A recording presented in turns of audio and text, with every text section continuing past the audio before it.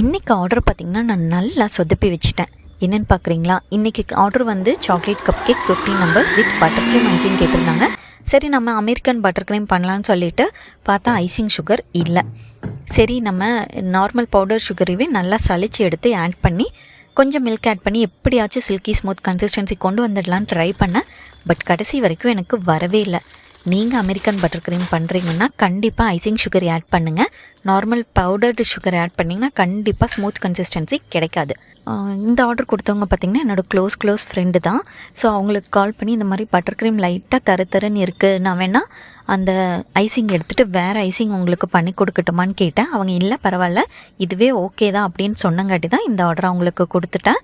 அவங்களோட ரிவ்யூவும் கொஞ்சம் பாசிட்டிவாக தான் வந்துச்சு. பட் நான் வந்து மறுபடியும் கேட்டேன், நிஜமாகவே நல்லா இருந்துச்சான்னு கேட்கும்போது இல்லை ஒன்றும் பிரச்சனை இல்லை, நல்லா தான் இருந்துச்சு, நாங்கள் எல்லாருமே என்ஜாய் பண்ணி சாப்பிட்டோன்னு சொன்னதுக்கப்புறம் தான்